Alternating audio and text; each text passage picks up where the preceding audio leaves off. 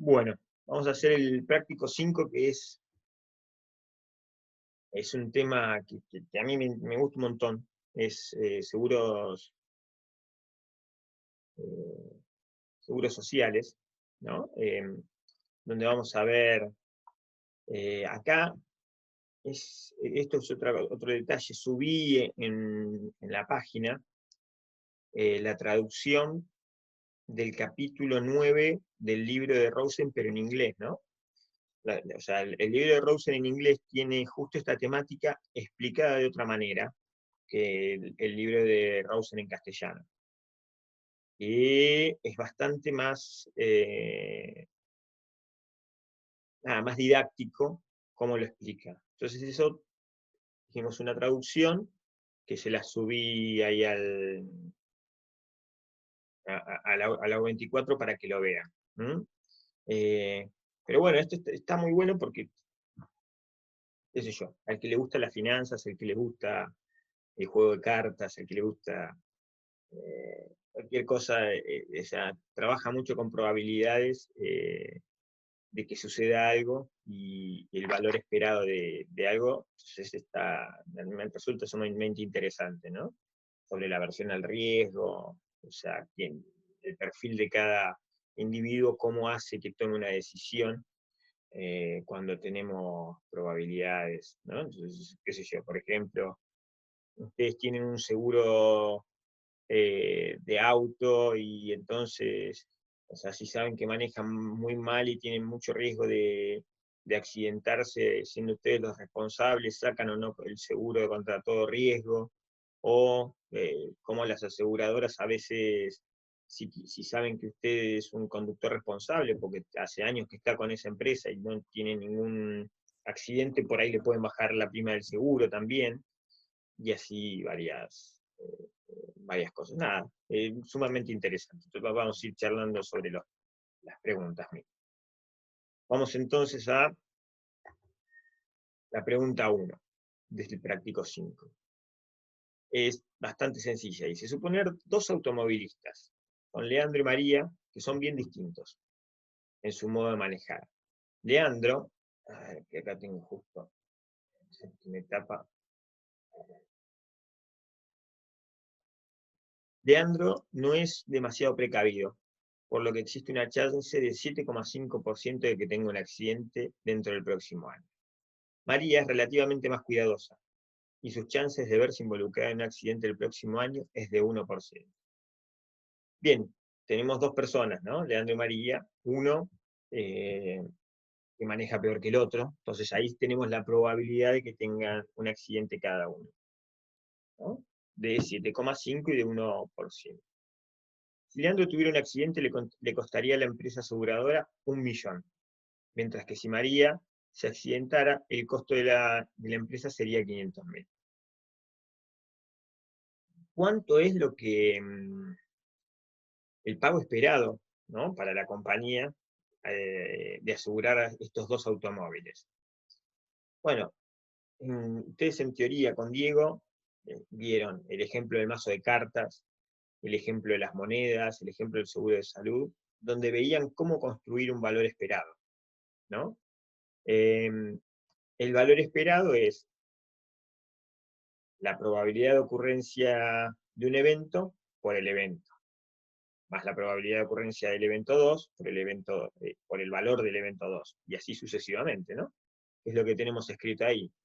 La probabilidad del resultado 1 por el pago del resultado 1, más la probabilidad del resultado 2 por el pago del resultado 2. Acá sería, ¿cuál es la probabilidad? Sería la probabilidad, ¿no? Entonces, para el pago esperado, es la suma de los costos para cada individuo, ponderados por la probabilidad de que ocurra el accidente para cada uno. Entonces esto sería 1 millón, que es lo que tendríamos que gastar si tiene el accidente Leandro, por la probabilidad de ocurrencia del accidente de Leandro, que es 0,075. Más, ¿cuánto tendríamos que gastar en, en el accidente de María si María tiene un accidente? Entonces es por la probabilidad de que María tenga el accidente. Entonces es 1.000.000 por 0,075 más 500.000 por 0,01. Esto es igual a 80.000. Entonces, la pregunta que diga cuál era el pago esperado para la compañía de asegurar a estos dos automovilistas, espera pagar en promedio, por ejemplo, si aseguramos a estas personas durante 10 años, en esos 10 años se espera gastar 80.000, ¿no? Bien. Así es como se calcula entonces el valor esperado. Vamos a la pregunta 2, es algo que alguno me quiere preguntar algo de esta. La pregunta 2 es bastante más larga, ¿no? Y se supone un individuo con una función de utilidad que es el logaritmo natural de 4i, donde i, bueno, representa el ingreso del individuo. Dice, suponer que el individuo obtiene normalmente un ingreso de 30.000, pero existe una chance de probabilidad del 5% de que en el próximo periodo el individuo se enferme, teniendo que recurrir en gastos médicos de 20.000. Bien. Nos pide calcular cuál es el ingreso esperado del individuo, calcular la utilidad esperada, suponiendo que no posee un seguro de salud para afrontar el evento adverso, suponer que el individuo puede contratar un seguro que lo cubra contra las pérdidas monetarias de la enfermedad, bueno, cuál sería la prima actuarialmente justa y cuál sería la utilidad del individuo si contratara el seguro. ¿Es el individuo averso, neutral o amante al riesgo? ¿Y cuánto sería el máximo que estaría dispuesto a pagar? Entonces, en este ejercicio, imagínense que ustedes son médicos, ¿no? Cirujanos. Tienen un ingreso mensual o anual, producto de su profesión. Entonces, ¿cuánto es el ingreso que espera? Y tienen un riesgo, obviamente, de tener un accidente y estar unos meses parado porque se quebraron la mano, ¿no? Entonces no pueden operar. Entonces, ese vendría a ser un ejemplo. Entonces, ¿cuál es el ingreso esperado del individuo con probabilidad de tener un accidente, ¿no? Y de estar unos meses sin cobrar? Entonces, nos pide que calculemos cuánto es ese ingreso. Y después lo que nos pide es cuánto es la utilidad esperada. Y la utilidad esperada, obviamente, está en función del ingreso esperado, ¿no? Y después nos pide que veamos si esa persona contrata un seguro, qué es lo que sucede, ¿no? O sea, si hablan con un médico, probablemente tengan un seguro para estas cuestiones. Bueno, es algo que sean más amantes al riesgo, eso también lo vamos a ver en los incisos siguientes. Entonces, bueno, vamos a la punto A. El ingreso esperado de este individuo, ¿no? Entonces, existe una probabilidad del 95% de que el individuo no se enferme, en cuyo caso su ingreso será de 30.000.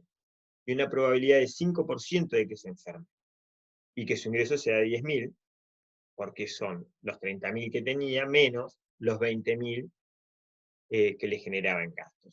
Entonces el ingreso esperado va a ser 30.000 por la probabilidad de que ocurran esos 30.000, que es 0,95, más 10.000 por la probabilidad de que ocurran esos 10.000, que es 0,05. El total, el ingreso esperado del individuo es 29.000. Y acá lo que tenemos es que gráficamente, ¿no? Es la función de utilidad, y tenemos que notar que el ingreso es la función de utilidad es cóncava en el ingreso. Pero bueno, el ingreso esperado del individuo, en este caso, con estas probabilidades, es 29.000, ¿no? Y acá tenemos el gráfico del ingreso, y que es cóncavo, que vamos a ver qué implica que sea cóncava la función de utilidad en el ingreso. El punto B nos dice calcular su utilidad esperada, suponiendo que no posee seguro de salud para afrontar el evento adverso. Entonces, la utilidad esperada se calcula como la suma ponderada de las utilidades de cada posible evento, en donde los ponderadores son las chances o probabilidades de dicho evento, ¿no? Entonces tenemos 0,95, que es la probabilidad de que no se enferme, por la utilidad del ingreso si no se enferma, más 0,05, que es la probabilidad de que se enferme, por la utilidad del ingreso si se enferma. Utilizando, bueno, la información del ejercicio, vamos a tener que 0,95 por el logaritmo natural de 4 por 30.000, más 0,05 por el logaritmo natural de 4 por 10.000. ¿No? Entonces ahí tenemos la utilidad esperada, ¿no? Es la suma ponderada de las utilidades en cada caso. 11,64. Ahora después lo vamos a ver también gráficamente. El punto C nos dice, suponer que el individuo, ¿vamos bien ahí? ¿Alguna duda sobre cómo se van calculando el ingreso esperado y la utilidad esperada?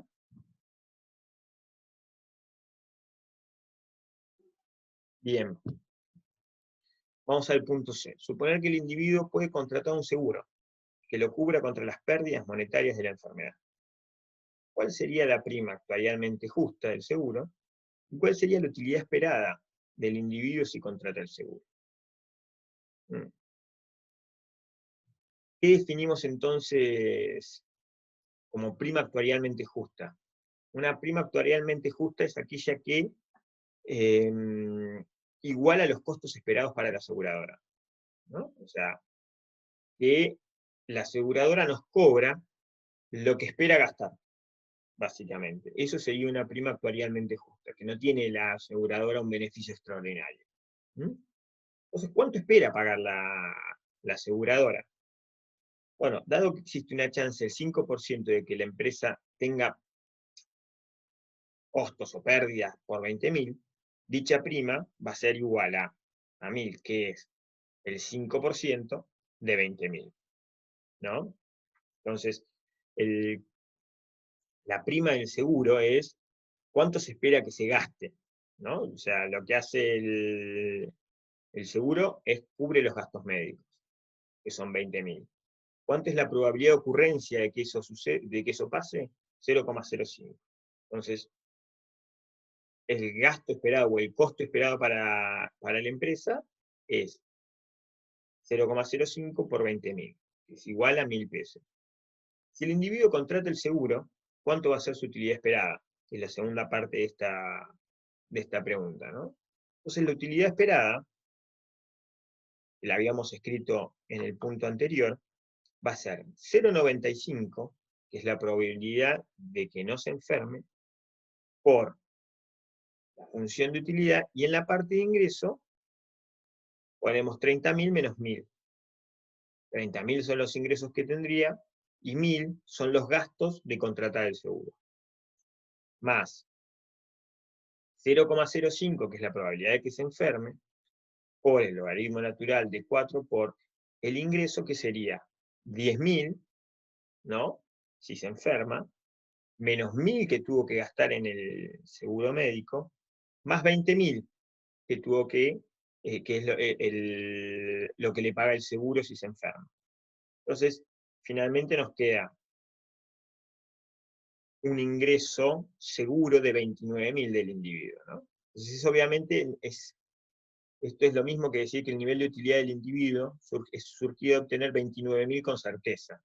Es decir, que es lo mismo que la utilidad, uy, ya me fui al gráfico, la utilidad del logaritmo natural de 4 por 29.000, que es 11,66.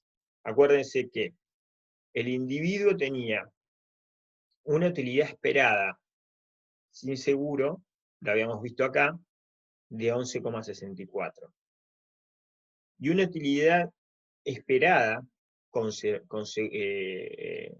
el seguro de 11,66. Entonces, gráficamente tendríamos esto de acá.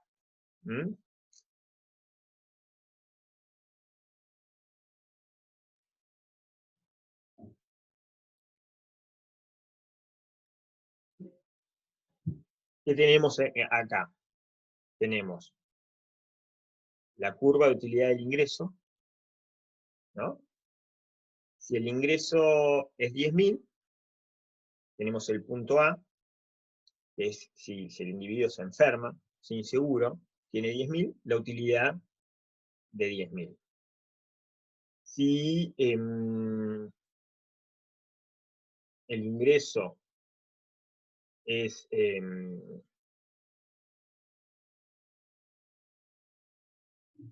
no se enferma, el individuo tiene un ingreso de 30.000 y en el punto B tiene la utilidad de 30.000, ¿no?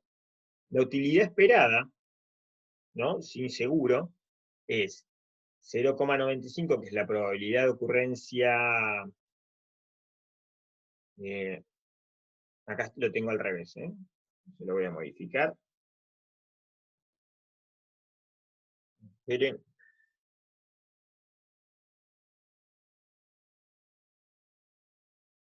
Anoto que las puse al revés. Utilidad esperada.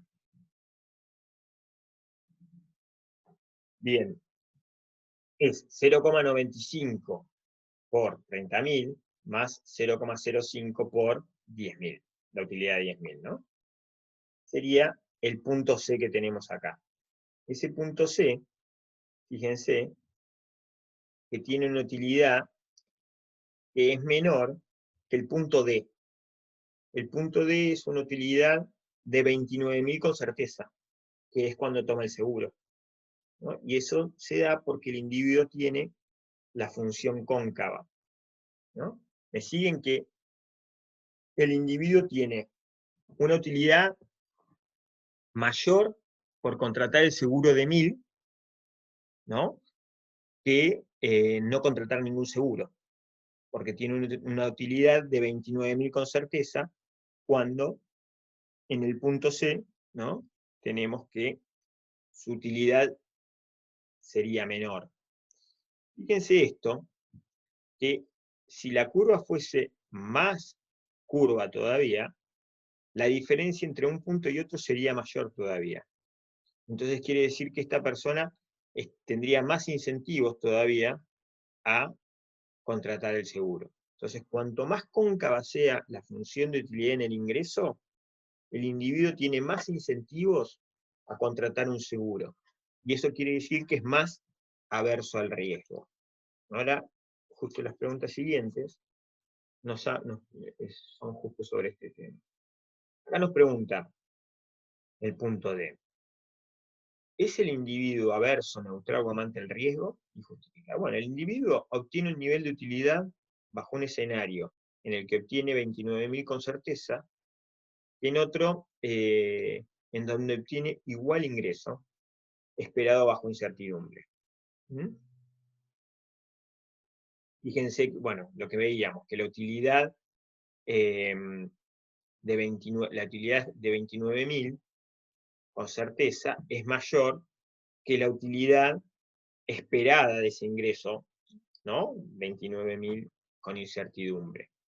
Comparar la utilidad del punto D, que obtiene 29.000 con certeza, versus la utilidad esperada de obtener 10.000 con probabilidad 0,5 y 30.000 con probabilidad 0,95. Geométricamente esto se ve en un punto a lo largo de la línea que une A con B, ¿no? Es el punto C. Cuando el individuo es averso al riesgo, la utilidad de C es menor que la utilidad de D. Y cuanto más curvatura tenga la función de utilidad, mayor va a ser la diferencia entre la utilidad de D y la utilidad de C. Bien. Ustedes habían visto también en clase, entonces, esta forma cóncava es un individuo que es averso al riesgo. Después, cuando tenemos una función de utilidad convexa, fíjense que el punto D y el punto C está invertido, ¿no? Ahora, la utilidad del punto C es mayor que la utilidad del punto D. Eso hace que el individuo sea amante al riesgo. Y un individuo que es neutral al riesgo es cuando tenemos que la función de utilidad es lineal en el ingreso.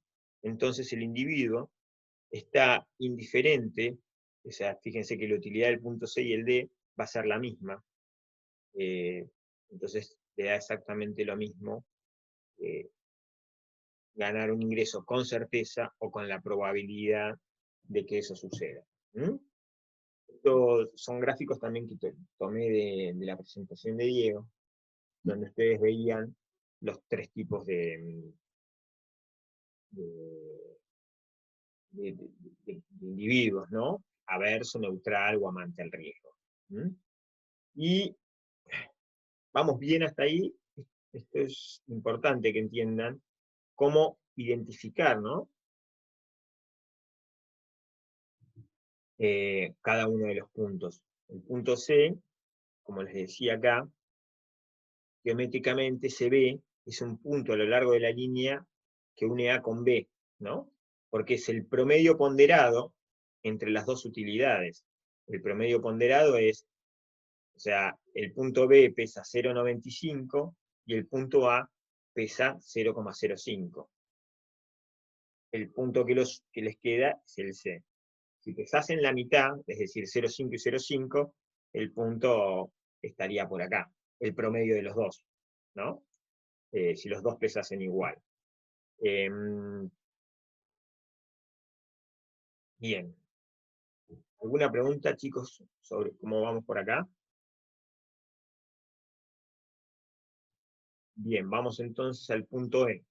¿Cuánto sería lo máximo que estaría dispuesto a pagar el individuo por el seguro planteado arriba? Nosotros planteamos originalmente un seguro que era una prima actuarialmente justa, ¿no?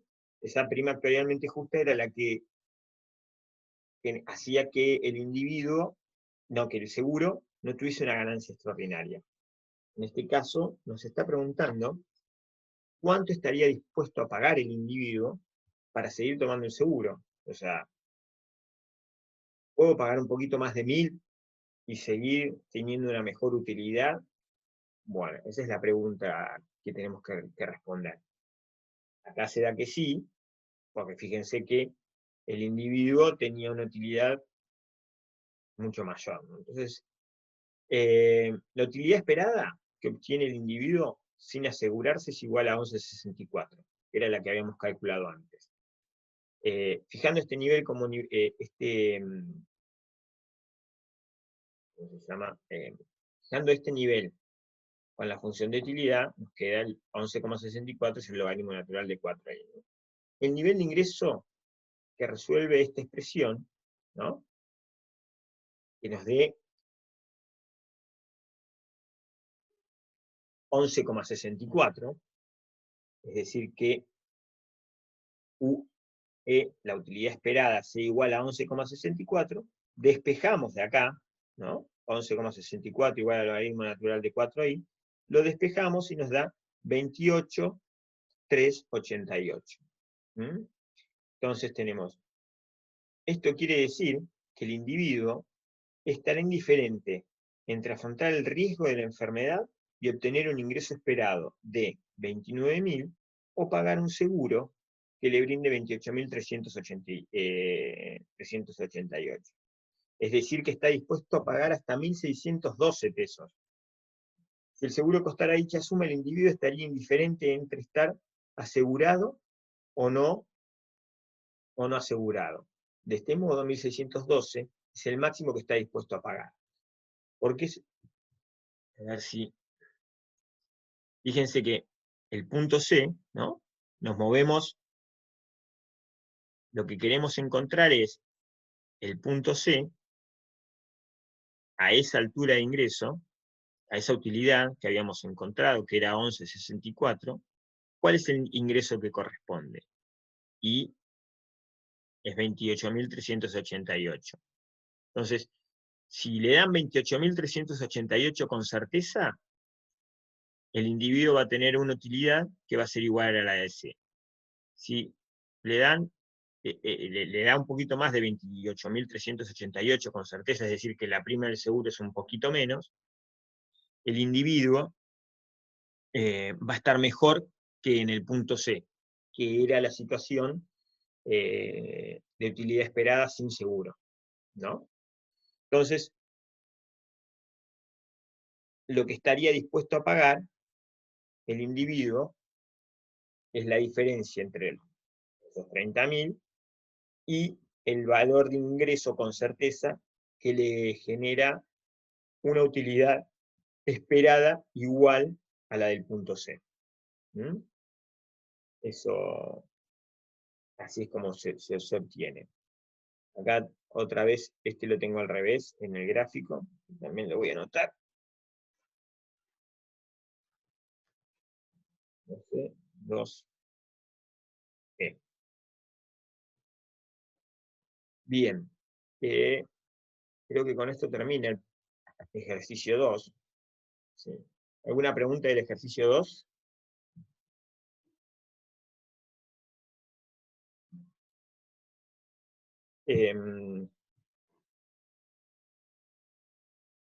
Sería bueno, esto es una recomendación para ustedes, en vez de poner una función que sea 4i, logaritmo natural de 4i,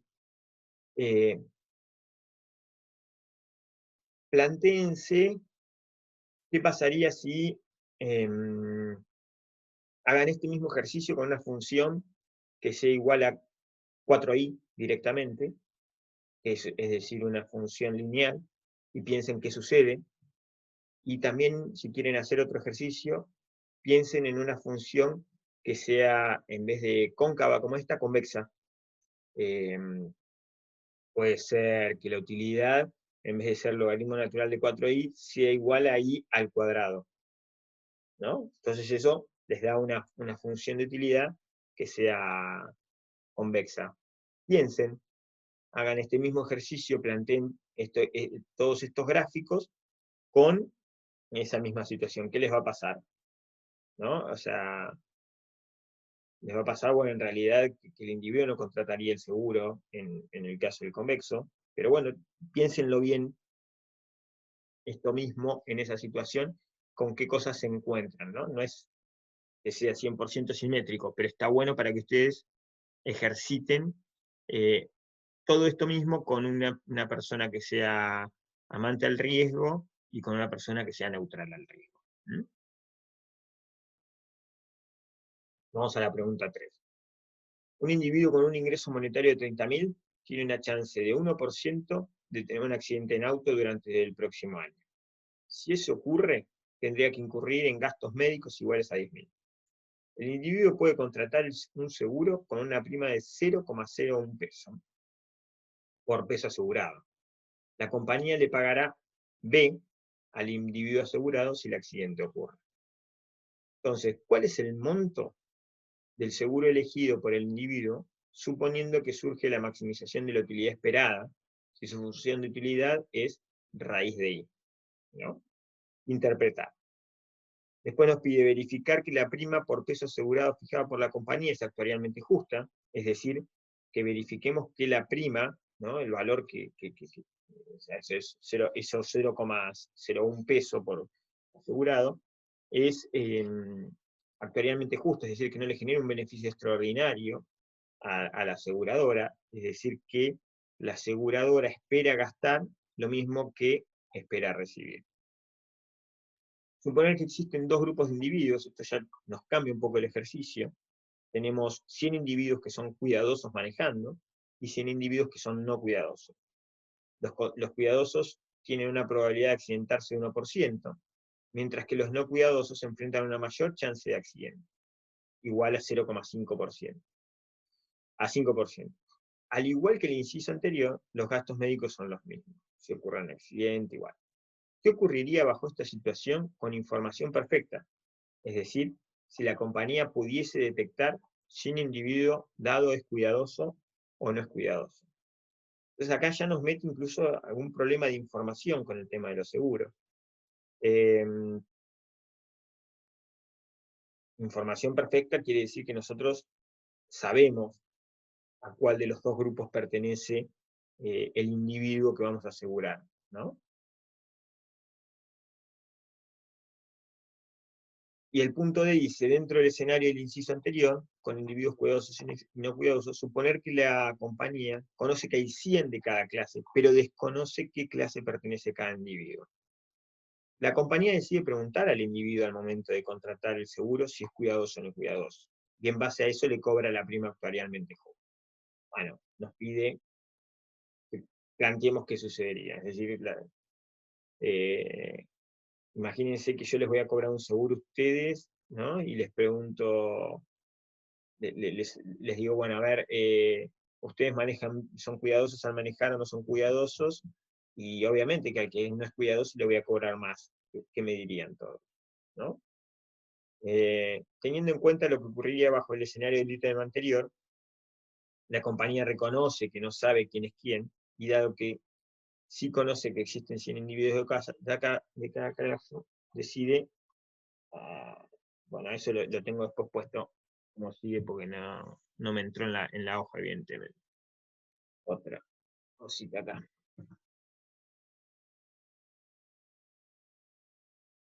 Bien. ¿Cuál sería el monto de seguro elegido del individuo suponiendo que surge de la maximización de la utilidad, si su función de utilidad es la raíz de interpretar? La expresión general para la utilidad esperada entonces va a ser 1 menos P por la utilidad del ingreso si no se accidenta, más P por la utilidad del ingreso si se accidenta. Donde, bueno, P representa la probabilidad de que ocurra el accidente. El individuo debe elegir un monto B, que es el monto a ser pagado por la firma, de ocurrir el accidente, de modo de maximizar su utilidad esperada, ¿no? Entonces, ¿cómo construimos esto?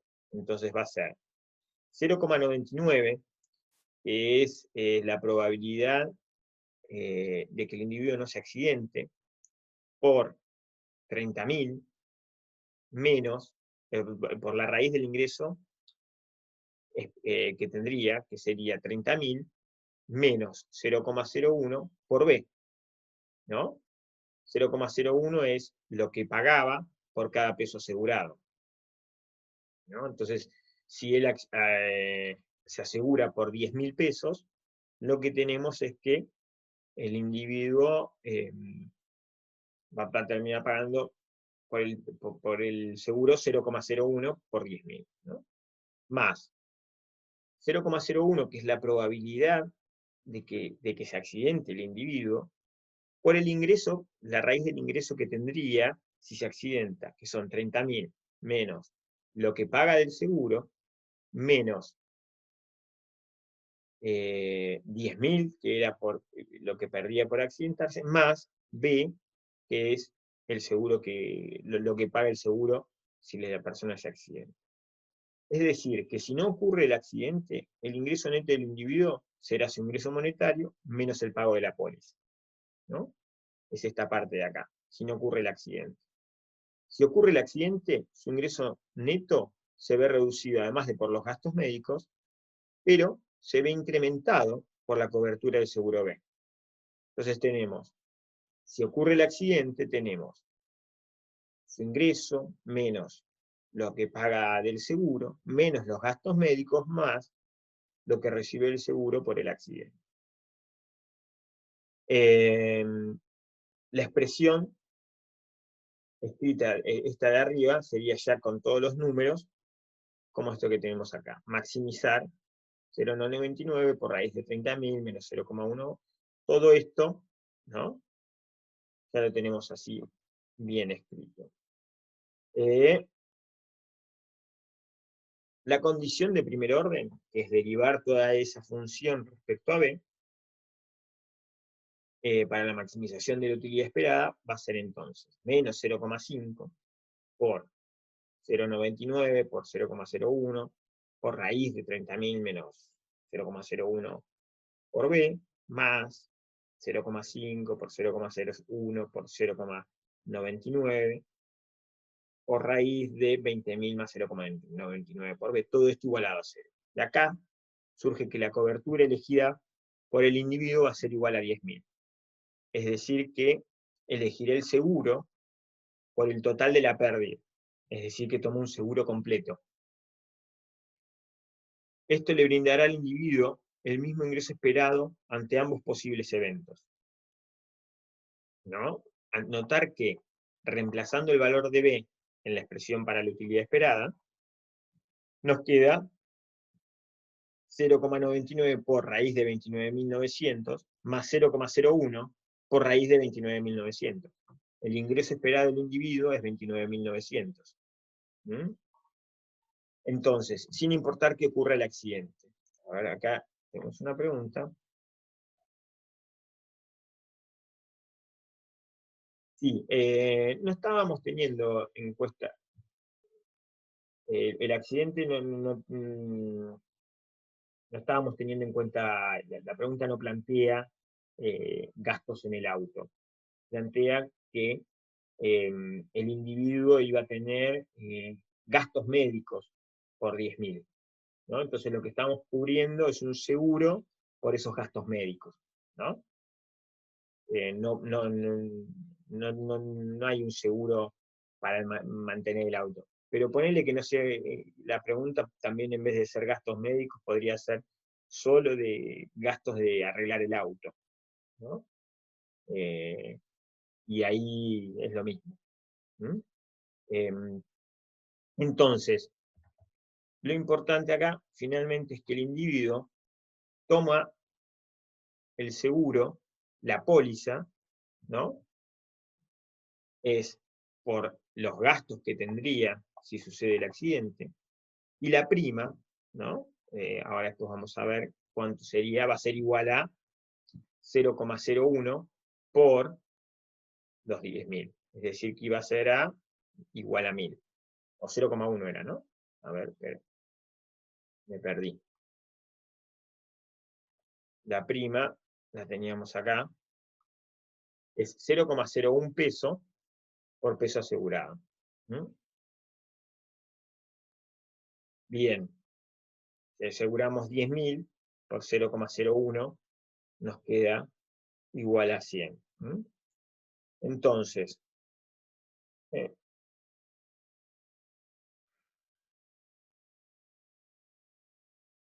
acá.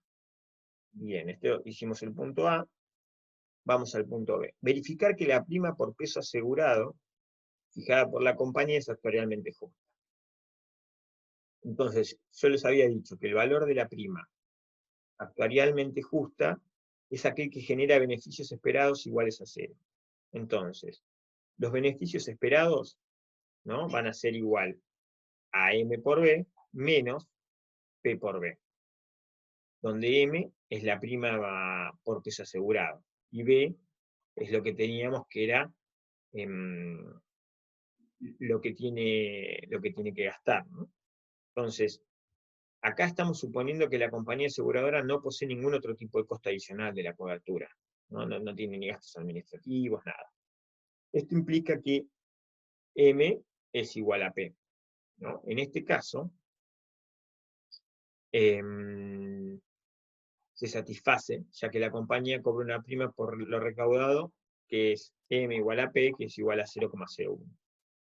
En casos en los cuales la prima del seguro es actuarialmente justo, el individuo optará por asegurarse completamente, como se vio en la parte A, ¿no?, donde va a tener mayor utilidad, ¿no? Y eso se da porque habíamos tenido, en realidad, la prima es actuarialmente justa, y nosotros sabemos que el individuo es averso al riesgo, sabemos que va a tomar el seguro.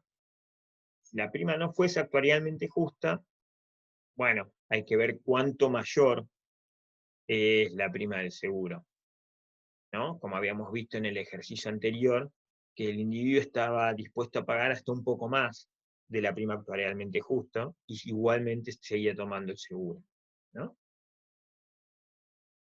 Pero esto es algo importante.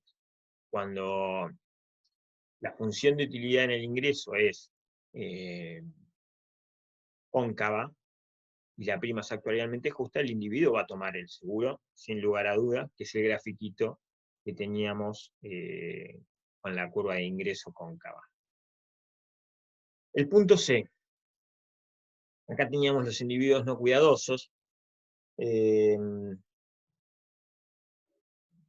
Los individuos cuidadosos tienen la probabilidad, que era que teníamos 100 no cuidadosos y 100 cuidadosos. Los individuos cuidadosos tienen una probabilidad de accidentarse del 1%, mientras que los no cuidadosos enfrentan una mayor chance de accidente, que es del 5%.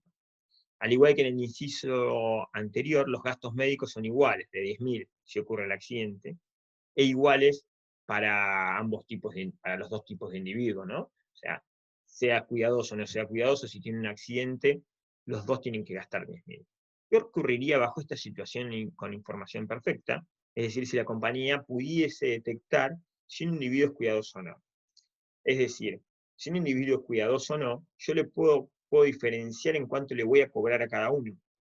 Yo le voy a cobrar, o sea, imagínense que el gasto esperado en un individuo cuidadoso es 0,01 por 10.000.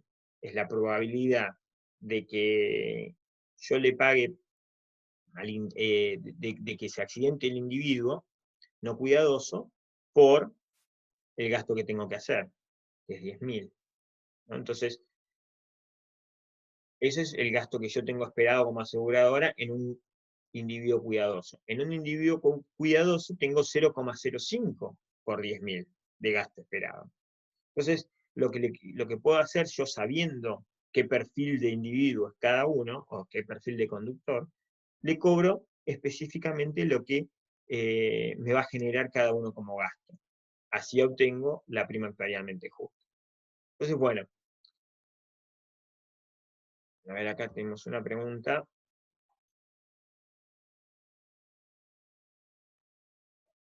¿Se relaciona ser cuidadoso con averso o no? Vos podés, no necesariamente ser cuidadoso se relaciona con ser averso al riesgo. Si querés, porque vos podés tener una persona o sea, ser cuidadoso, una persona que sabe manejar bien, pero que es amante al riesgo. Entonces, amante al riesgo en sus ingresos, ¿no? Estamos hablando, no amante al riesgo en otras cuestiones. El perfil de un individuo amante al riesgo, ¿no? Es cuando nosotros estamos analizando en su curva de ingresos. ¿Mm? A eso llamamos amante al riesgo financiero, sería, no al riesgo físico. Entonces, no necesariamente un amante al riesgo va a ser más descuidado manejando, que un amante al riesgo financiero va a ser más descuidado manejando que un amante, que un averso al riesgo. Entonces no se vincula que el amante del riesgo sea más descuidado. Entonces, bueno, como en el caso anterior teníamos, si la firma cobrara un precio por peso asegurado, entonces un peso asegurado actualmente justo, es decir, que la probabilidad que sea igual a la probabilidad de ocurrencia del accidente. Para cada tipo de individuo, ambos tipos de individuos eligen asegurarse completamente. O sea, si nosotros teníamos una función de utilidad, ¿no? que los dos tenían la misma función de utilidad, pero uno era amante al riesgo y el otro no. No, digo, uno era cuidadoso y el otro no. En este caso, información completa, los individuos menos cuidadosos deberán pagar un precio más caro por asegurarse que los cuidadosos, ya que el gasto de un no cuidadoso es mayor que el gasto del cuidadoso. Entonces esta sociedad va a estar alcanzando el óptimo social. Respecto de la firma, esta estrategia le va a asegurar beneficios esperados nulos, ¿no? Entonces la compañía va a recibir ingresos iguales a 10.000 que van a ser dados por 100 individuos que son cuidadosos, por la probabilidad de ocurrencia de accidente, por el gasto que tienen que pagar a esos individuos, ¿no?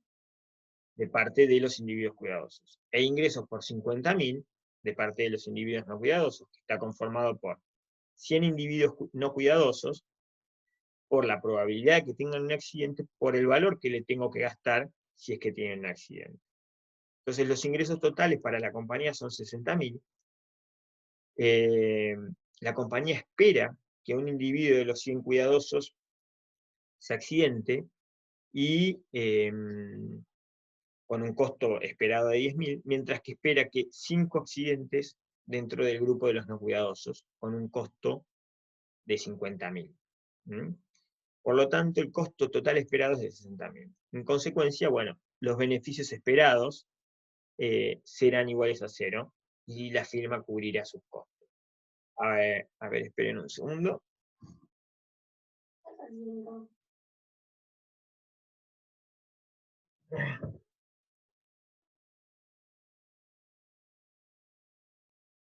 No, salí que estoy dando clases.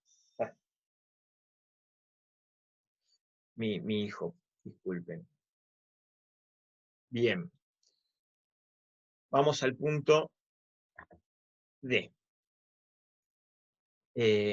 Dentro del escenario del inciso anterior, con individuos cuidadosos y no cuidadosos, suponer que la compañía conoce que hay 100 individuos de cada clase, pero desconoce a qué clase pertenece cada individuo determinado. La compañía decide preguntar a cada individuo al momento de contratar el seguro si es cuidadoso o no. Y en base a eso cobrarles cada una de las 2 primas. O sea, ustedes van a una aseguradora y la aseguradora tiene 2 tipos de perfil de conductor y les pregunta, bueno, ¿ustedes son cuidadosos o no son cuidadosos? Si sos cuidadoso, pagás 1.000 pesos de seguro por mes, y si sos no cuidadoso, pagás 5.000. ¿Qué van a decir ustedes? Claramente, todos van a decir que son cuidadosos, ¿no? Entonces, ¿cuál será la respuesta de cada individuo? ¿Y cuáles serían los beneficios esperados para la firma? ¿Qué pasa con esta firma? ¿No?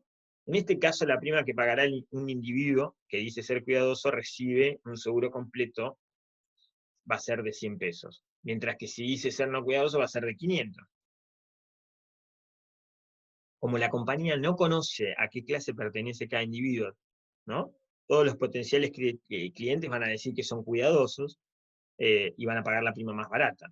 En consecuencia, los ingresos totales para la empresa serían de 20.000, porque serían 200 individuos que pagan 100 pesos cada uno. Mientras que los costos esperados para la compañía, ya lo habíamos visto en el inicio anterior, van a ser de 60.000.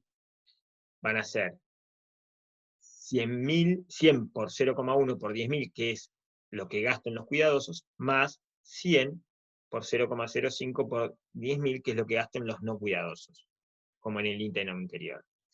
La firma no cubrirá sus costos y tendrá beneficios esperados negativos de menos 40.000. Ahora vamos a tener una tabla resumen sobre todas estas situaciones, ¿no? Donde vamos a resumir el punto C, D y E. Entonces, así la compañía no ofrece seguro alguno bajo estas condiciones y el mercado falla. Los individuos no recibirán la cantidad óptima de seguro porque no habrá seguros a la venta. Entonces, piensen un segundo el tema de los seguros automotores. O sea, la compañía no sabe si somos cuidadosos o no somos cuidadosos, si cada uno... Acá tenemos a Martín que pregunta, ¿esto sería un caso de selección adversa? Exactamente. Ahora lo vamos a ver bien en el punto siguiente, con la definición incluso de qué es selección adversa. Vamos entonces a ver qué nos decía el punto E. Teniendo en cuenta lo que ocurriría bajo el escenario del ítem anterior, la compañía reconoce que no sabe quién es quién. Dado que sí conoce que existen 100 individuos de cada clase, decide ofrecer una prima única, igual al promedio de las primas ofrecidas anteriormente. Es decir, una prima de 300 pesos para asegurar completamente a cualquier tipo de individuo. ¿Qué pasaría en este caso? Bueno, en teoría tenemos 200 individuos que se aseguran bajo la política de prima única, ¿no? La prima única es el valor promedio que tendría que pagar cada uno para cubrir los gastos de toda la empresa. Ya que sus ingresos serían iguales a 60.000 y sus costos serían a 60.000, la empresa tendría beneficio cero, ¿no? Entonces el problema es que en este caso, ¿qué va a pasar? Si no están obligados, los individuos que son cuidadosos probablemente no van a contratar el seguro, debido a que les resulta demasiado caro para sus relativamente bajas chances de accidentarse, ¿no? Entonces, ellos esperan compensaciones de parte de la compañía iguales a 100 pesos y estarían pagando por 300 pesos. Entonces, los individuos no cuidadosos no tomarían el seguro. En cambio, los individuos cuidadosos sí contratarían el seguro bajo este esquema porque ellos esperan tener un gasto de 500, pero tienen una prima de 300. Entonces tienen una ganancia extraordinaria de 200 los individuos que son no cuidadosos. De este modo, entonces, si los 100 cuidadosos deciden no contratar el seguro, ¿qué va a pasar? La compañía tendrá ingresos por 30.000, que son los 100 no cuidadosos que pagan los 300 pesos. Y costos esperados iguales a 50.000, que es el gasto que generaban los no cuidadosos. Entonces, la firma nuevamente pierde plata. Ante este caso, la firma podría entonces no ofrecer ningún seguro, o subir la prima en base a los individuos remanentes, es decir, una prima actuarialmente justa de 500 pesos que deje en el mercado solamente a los individuos no cuidadosos. Los individuos cuidadosos no toman el seguro y los individuos no cuidadosos toman los seguros. En este caso, la mitad de la población, que estaba idealmente dispuesta a asegurarse completamente, termina no haciéndolo, ¿no? Entonces, lo que tenemos es que el mercado nuevamente falla en proveer un seguro de manera óptima a cada tipo de individuo. Ahora vamos a ver el cuadro resumen de todo. Este fenómeno es lo que decía Martín, que preguntaba si era un caso de selección adversa. Se conoce como selección adversa. Esto es debido a la simetría de información. La parte menos informada de una transacción, en este caso la compañía aseguradora, termina con los que desde su punto de vista son los peores clientes, o los más riesgosos, ¿no? En este caso, los no cuidadosos. Esto surge porque debido a la simetría de información, la compañía aseguradora debe fijar una prima basada en el riesgo promedio de la población asegurada, por lo que los menos riesgosos no compran el seguro. Entonces, acá tenemos el caso de selección adversa, como nos comentaba Martín, y donde el mercado falla en proveer un seguro de manera óptima, y es bueno entonces en estos casos, si nosotros consideramos que además tiene un beneficio social el hecho de que todos estén asegurados, sobre todo cuando tenemos un seguro contra terceros, entonces ahí es donde aparece el Estado que hace que sea obligatorio tener un seguro. Vamos a ver un segundo el resumen de los 3 ejercicios. El punto C, el punto D y el punto E, ¿no? En el punto C teníamos información completa, donde el tipo de seguro era separado, donde la prima si es cuidadoso es de 100, y la prima si no es cuidadoso es de 500. Entonces los ingresos totales para la empresa serían de 60.000, y los costos esperados de 60.000. Es decir, que la empresa tiene un beneficio de 0. En el caso de D, en el punto D, donde teníamos información asimétrica y los dejábamos elegir a los individuos qué seguro tomar, en realidad qué perfil de conductor eran, donde todos obviamente iban a decir que manejaban bien. Tenemos que la prima del cuidadoso es de 100, y la prima del no cuidadoso es de 500, eso era lo que proponía la empresa, pero ¿qué pasaba? Todos decían ser cuidadosos, entonces los ingresos para la empresa iban a ser de 20.000, que va a estar dado por 200 individuos que pagan 100 pesos. Y los costos esperados es lo mismo que antes, porque tenemos 100 individuos cuidadosos y 100 individuos no cuidadosos. Entonces la empresa tendría una pérdida de 40.000. El punto E planteaba información asimétrica, ¿no? Donde el tipo de seguro era un promedio de 300 pesos. Eh, Acá lo que pagábamos, entonces era, si la prima, si no es cuidadoso, paga 300, y si es cuidadoso también paga 300. Los ingresos totales para la empresa, en este caso, estaba dado por 30.000, ¿no? Porque solo 100 individuos tomaban el seguro. Y los costos esperados estaban dados por 50.000, porque teníamos que los 100 que son los 100 individuos que no conducen bien, que son no cuidadosos, iban a tomar el seguro, y los 100 cuidadosos no. Entonces la empresa tenía una pérdida de 20.000, ¿no? Este sería un cuadro resumen de los 3 puntos. El punto F nos dice suponer que el gobierno decide corregir la falla de mercado anterior, bajo lo cual los individuos cuidadosos deciden no asegurarse bajo información asimétrica, ¿no? Este es lo que pasaba antes.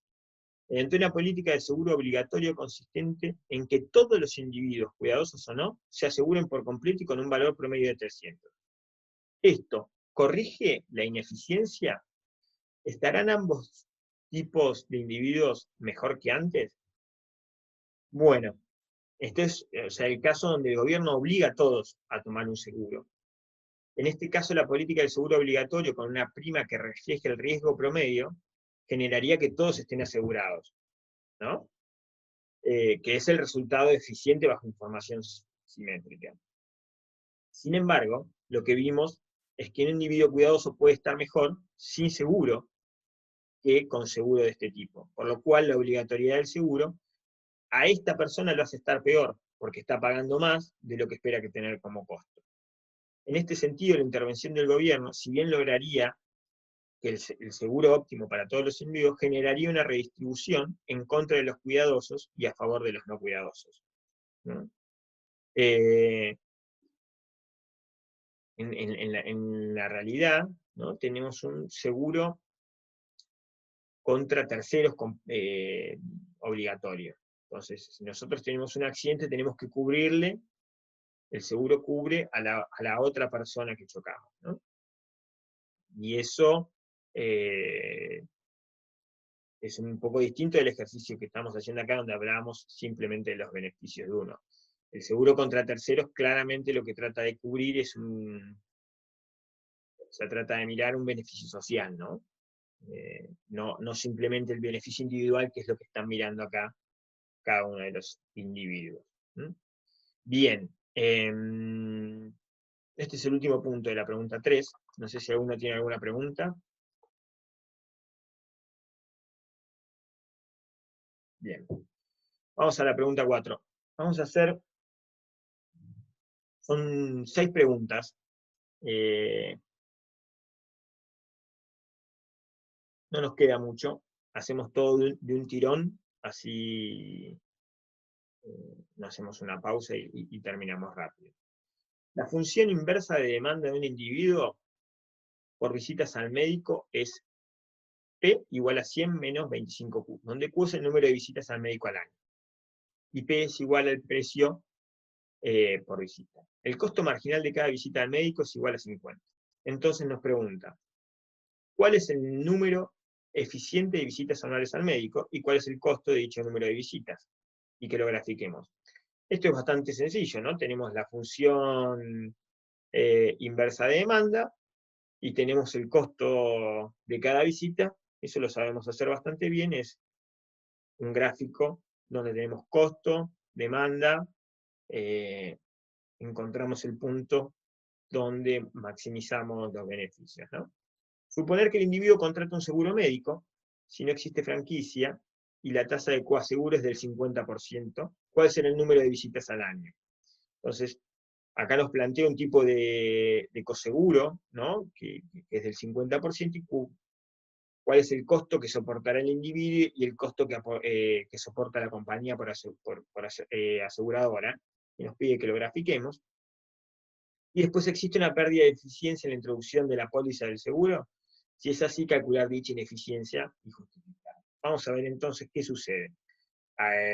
Vamos a ver que cuando se pone un seguro de este tipo, incentiva al individuo a tener más visitas al médico de las que tendría si tuviese internalizado el 100% del costo, y eso genera una ineficiencia. ¿Mm? ¿Cuál es el número eficiente de visitas anuales al médico?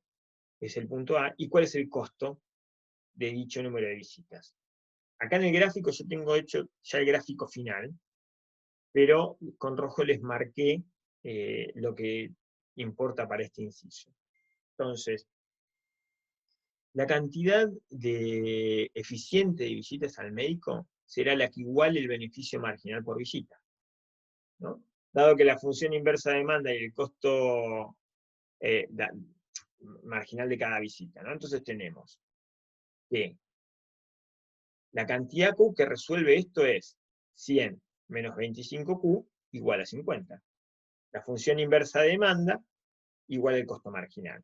Entonces tenemos el costo marginal de 50 y la función inversa de demanda. El punto que iguala esta cantidad va a ser Q igual a 2. ¿No? De acá despejan, ¿no? Despejan Q y les va a dar Q igual a 2.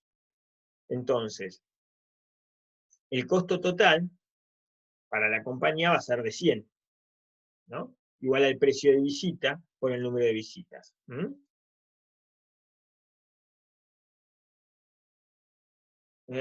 ¿Cuál es el costo de dicho número de visitas? Igual a 100. Vamos al punto B. Suponer que el individuo contrata un coaseguro, que si no existe franquicia y la tasa de coaseguro es del 50%, ¿cuál es el número de visitas al año? ¿Cuál es el costo que soportará el individuo y cuál es el costo que soporta la compañía? Entonces ahora el individuo enfrentará un precio efectivo que será la mitad del original, ¿no? El coaseguro es del 50%.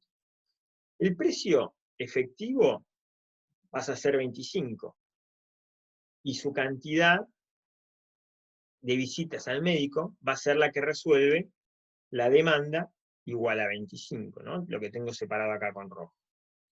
Entonces, lo que resuelve esa igualdad va a ser Q igual a 3.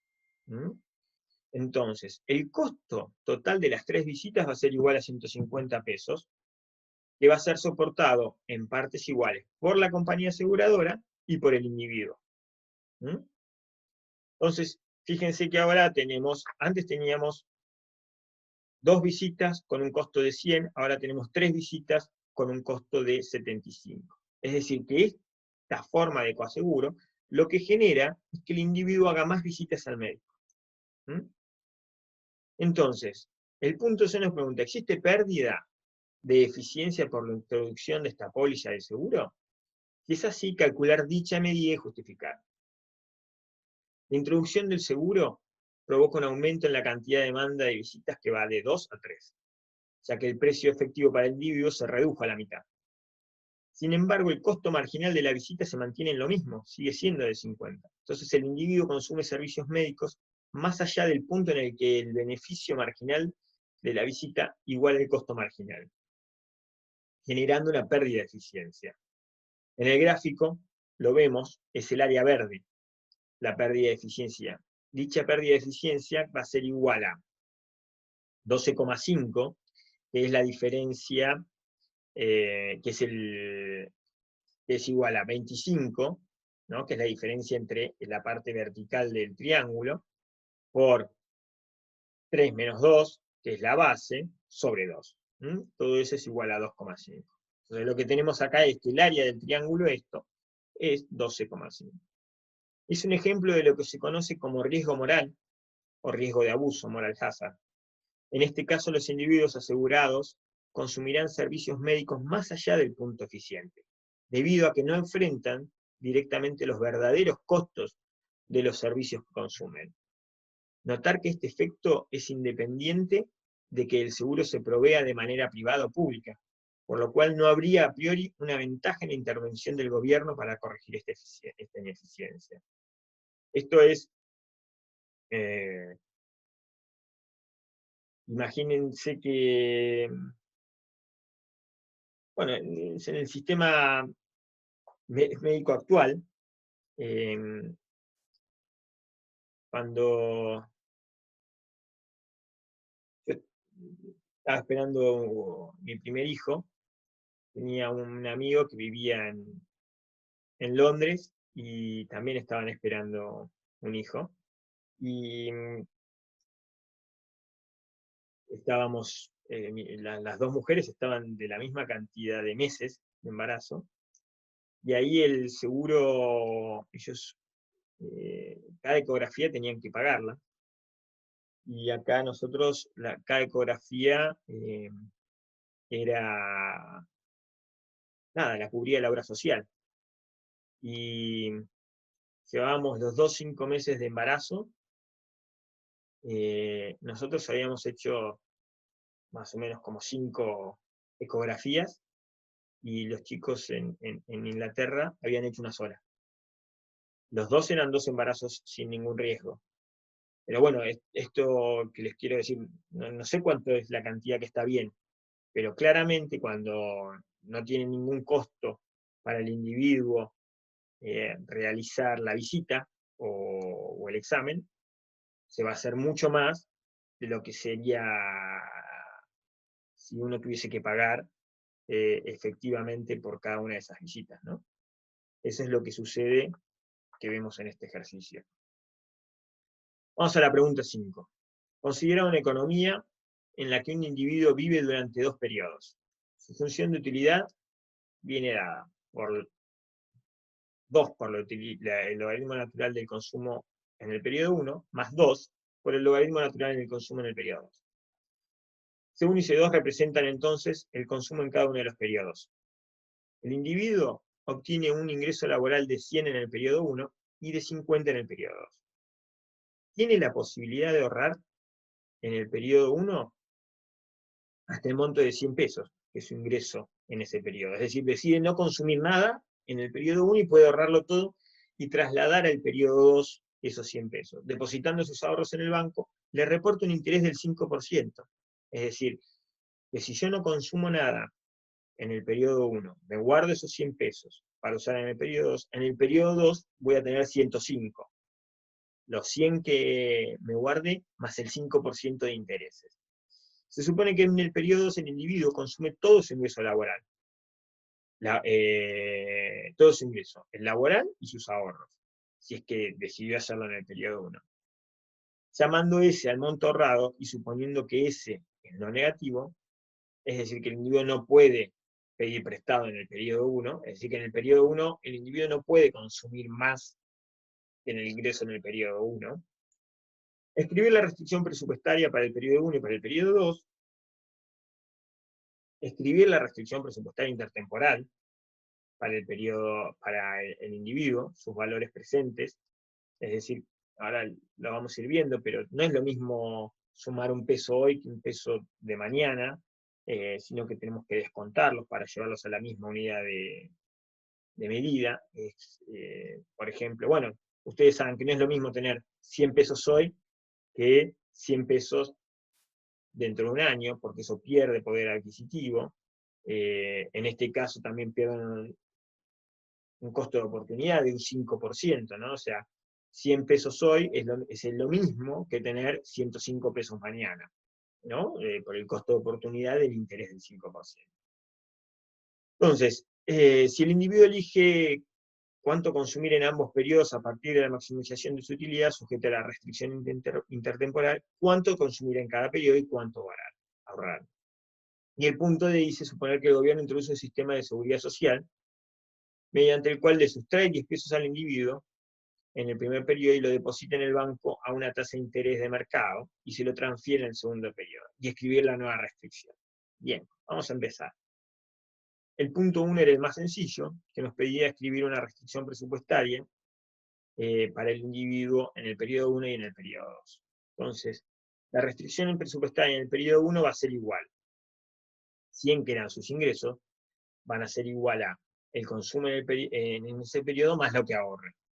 Es decir, la suma de lo que decide consumir en el periodo 1 más el monto ahorrado debe ser igual a los ingresos de ese periodo.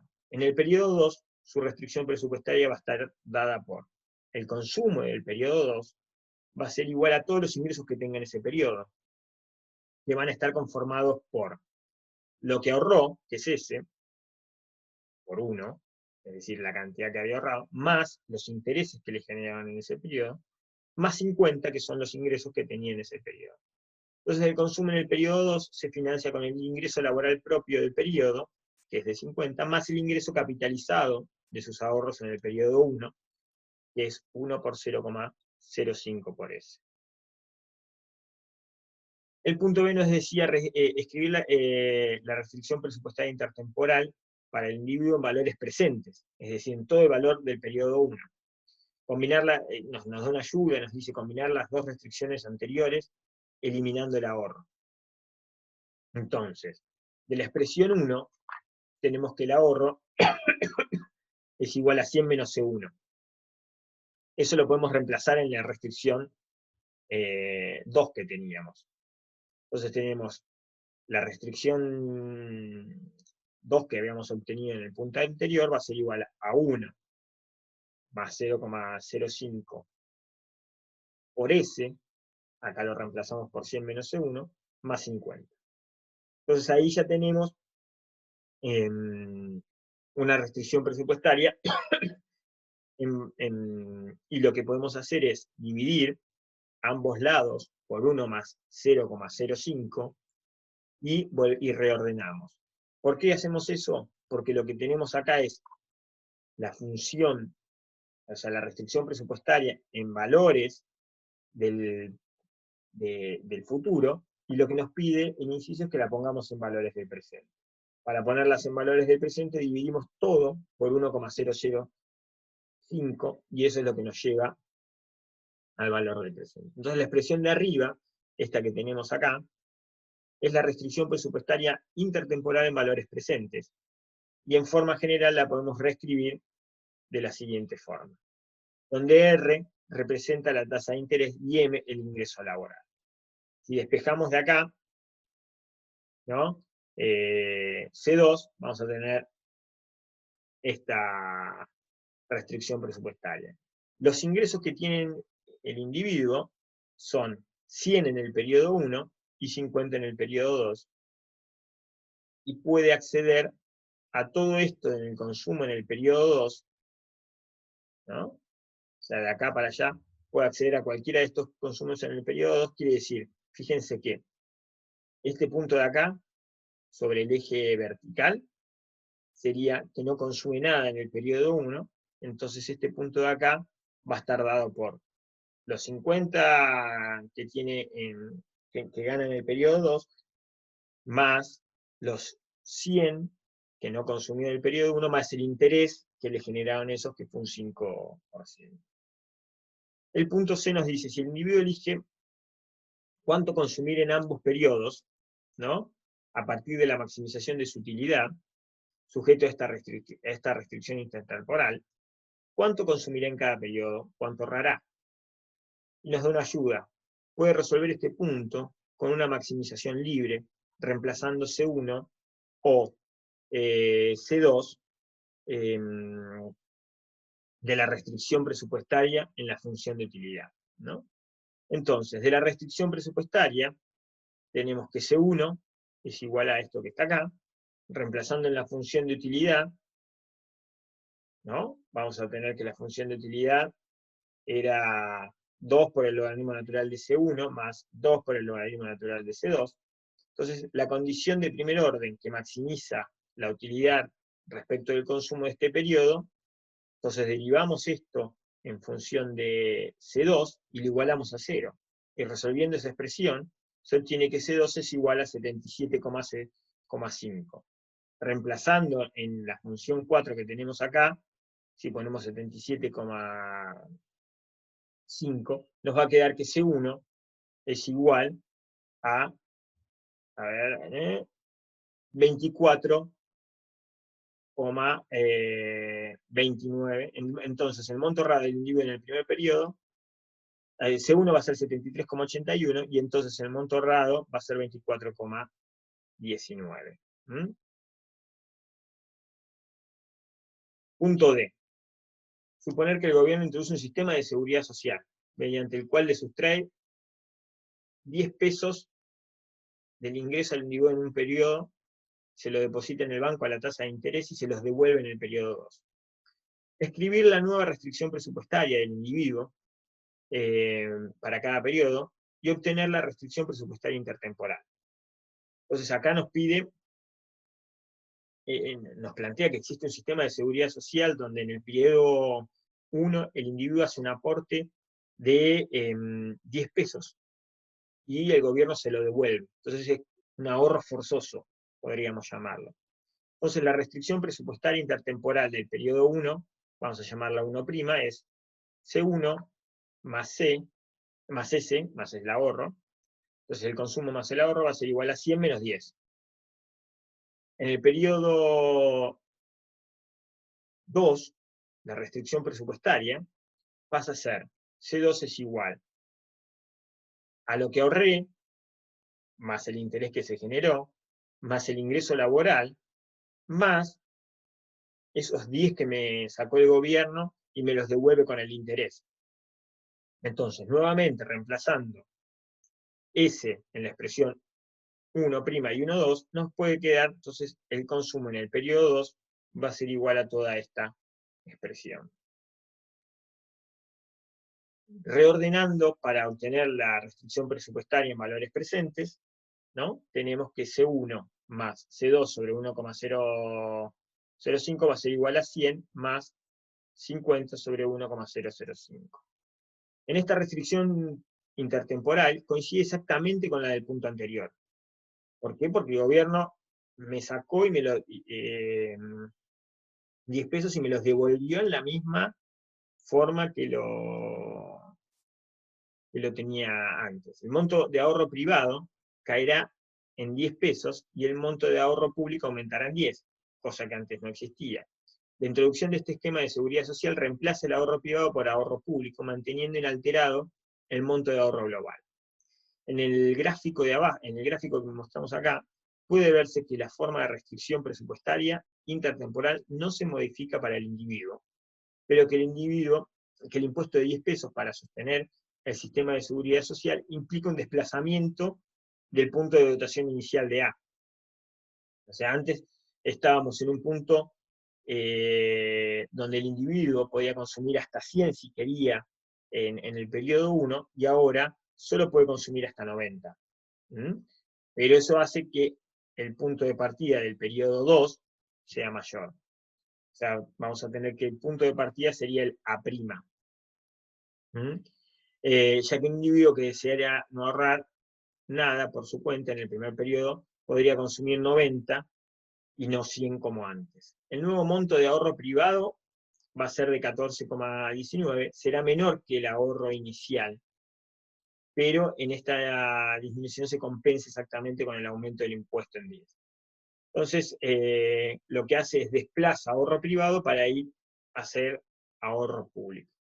Este efecto se denomina sustitución de riqueza, que es algo que lo tiene ahí en Rosen para ver. ¿Alguna pregunta? Acá ya pasamos a la última del TP. Después quedan 2 preguntas que las tienen que hacer ustedes en su casa. Vamos a la pregunta 6.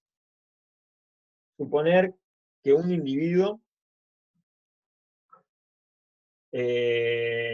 suponer que un pequeño país con un sistema de seguridad social de reparto y en el que se puede separar la vida de sus habitantes en 2 periodos de igual duración, el periodo de trabajo y el periodo de retiro. Si existen 100 trabajadores en el primer periodo, por lo cual habrá 100 jubilados en el segundo periodo. Cada trabajador obtiene un ingreso salarial de 10.000 y existe un impuesto sobre dichos ingresos de un 20%, por lo que pagan 2.000 en impuestos. Dichos impuestos son utilizados para financiar las prestaciones del sistema de seguridad social del país, de modo que en cada periodo la recaudación de impuestos sobre los trabajadores se utiliza para pagar las prestaciones jubilatorias. Esto vendría a ser, como estaba planteado originalmente el sistema jubilatorio en Argentina. La población activa financia a la población que se jubila, y se van solapando todo el tiempo, ¿no? Entonces, nos plantea que P por NP es igual a T por NW por W, donde P son las prestaciones medias por trabajador jubilado en el periodo actual, y N el número de jubilados. T es la tasa impositiva, que vimos que era 0,2, de los ingresos de los trabajadores actuales. W el ingreso salarial promedio, que era 10.000, y N es el número de trabajadores, que era 100. Entonces, suponiendo que el tamaño de la población de trabajadores no crece del periodo 1 al 2, ni tampoco los salarios, ni la tasa impositiva, ¿cuál será la prestación media que recibirán en el periodo 2 los trabajadores? Es bastante sencillo, simplemente tenemos que despejar, ahora lo vamos a hacer. El punto B, evaluar ahora los siguientes 3 escenarios, y calcular para cada uno de ellos la tasa de retorno implícita. Uno es que la población de trabajadores crece al 25%, el otro es que los salarios se incrementan al 20%, y el otro es que los salarios se incrementan al 20% y la población de trabajadores crece al 25%. ¿no? Entonces, y después nos pide, son 3 escenarios distintos y ver qué sucede. Y después nos pide el punto C, una proyección que determina que partiendo del escenario 3 del punto anterior, después la tengo bien escrita por abajo. Vamos a ver, entonces el punto A. El punto A era que nos preguntaba cuál será la prestación media recibida en el periodo 2 por un trabajador. Entonces, utilizando la fórmula que teníamos de que PNP es igual a T por N por W, como también habrá 100 trabajadores en el periodo 2, entonces lo que tenemos es que NP es igual a NW. Entonces tenemos 100, 100, 0,5, no, 0,2 digo, y el W era 10.000. Entonces, por lo cual, un trabajador en el periodo 1 va a recibir una prestación igual a 2.000, que es 0,2 por 10.000. Bastante sencillo. El punto B era el que tenía los 3 escenarios, ¿no? Ahora, el escenario 1 era la población de trabajadores crece al 25% respecto de la existente en el periodo 1. Entonces, mientras que los salarios y la tasa impositiva se mantienen constantes. Entonces, aplicando la expresión anterior, tendremos que para el periodo 2, la prestación media de un jubilado va a ser igual a ¿cuánto? P, ¿no? Va a ser igual a NW sobre NP por T por W. Era lo que habíamos obtenido en la expresión anterior. Ahora lo que tenemos es que NW, en vez de ser 100, pasa a ser 105, y NP sigue siendo 100. Entonces, despejando todo esto, nos queda igual a 2.500. La tasa de retorno implícita del sistema será entonces del 25%. 2.500 sobre 2.000 menos 1, ¿no? Es el 25%. Ya que un trabajador en el periodo 1 aportó al sistema 2.000, recibiendo una prestación de 2.500 cuando se jubile en el periodo 2. Esto es algo que estaba pensado, ¿no? en los sistemas de jubilación. La población, cuando se pensaron los sistemas jubilatorios de este tipo, la población iba creciendo constantemente, con lo cual siempre además teníamos mucho más población activa que jubilados. Entonces, la tasa de retorno también era mucho mayor. El índice de dependencia, que es definido como el cociente entre jubilados y el número de trabajadores en el periodo, es igual a 0,8. Antes era igual a 0,1. Antes era igual a 1, 100 sobre 100. Ahora es 100 sobre 125. Y si la población fuese, si además tuviésemos una tasa de mortalidad donde no llegan todos 100 en el periodo siguiente, en vez de tener 100 tendríamos 80, entonces sería 80 sobre 125. Mientras que la tasa de reemplazo, definida como el cociente entre prestaciones medias y salario medio, es igual a 0,25. Acá tenemos un cuadrito donde resumimos cada uno de los periodos. La cantidad de trabajadores en el periodo son 100 y en el segundo son 125. El salario, que pasa de 10.000 en todos los periodos. El impuesto, que es lo mismo. La recaudación, en el periodo 1 son 200.000, en el periodo 2 son 250.000. En el periodo 1 no teníamos jubilados, ahora después tenemos 100. Entonces tenemos las prestaciones y la tasa de retorno. El escenario 2 nos plantea una situación en la que se incrementan los salarios un 20% respecto a los vigentes en el periodo 1, mientras que la tasa impositiva y el tamaño de la población laboralmente activa se mantienen constantes. Entonces, otra vez volvemos a utilizar la misma ecuación que teníamos, ¿no? Pero en lugar de, ahora vamos a tener que NW 100 y NP sigue siendo 100, la tasa impositiva sigue siendo 0,2, pero el salario ahora en lugar de ser 10.000 pasa a ser 12.000. El resultado, ¿no?, de la prestación o la jubilación va a ser 2.400. Entonces la tasa de retorno del sistema, en este caso va a ser de un 20%, y el índice de dependencia va a ser igual a 1, porque tenemos la misma cantidad de jubilados con la misma cantidad de población activa, ¿no? Acá tenemos la tablita resumen. El escenario 3 nos planteaba que los salarios incrementan un 20% y la población de trabajadores incrementa un 25% respecto al periodo 1. Mientras que la tasa impositiva se mantiene constante. Otra vez vamos a nuestra formulita. NW 125, NP 100, la tasa es 0,2 y W es 12.000. Lo que se paga de jubilación es de 3.000. Entonces, lo que vamos a tener es que la tasa de retorno será del 50%, el índice de dependencia va a ser igual a 0,8 y la tasa de reemplazo va a ser igual a 0,25. Está bueno ir viendo cómo van cambiando la tasa de reemplazo, la tasa de dependencia o la tasa de retorno en cada uno de los casos. Vamos a la pregunta C. En una proyección determina que partiendo del escenario 3 del punto anterior, en el futuro el índice de dependencia del sistema aumentará de 0,8 a 0,9. Es decir que la relación jubilados-población activa va a aumentar. Si se desea mantener la misma estructura de prestaciones, es decir, mantener constante la tasa de reemplazo, ¿cuál sería la reforma necesaria para la estructura del impuesto sobre los trabajadores? Y este ejercicio es bastante parecido a lo que se plantea en la realidad, ¿no? La tasa de dependencia aumenta. ¿Qué quiere decir que la tasa de dependencia aumente? Que la relación entre población activa y jubilados va aumentando. Cada vez tengo más jubilados en relación a la cantidad de población activa, ¿no? Entonces, si yo sí quiero seguir manteniendo la misma prestación que tenía antes, ¿qué tengo que cambiar? La tasa impositiva. Entonces, de la fórmula anterior, vamos a tener que, despejando T, va a ser igual a NP sobre NW por P sobre W.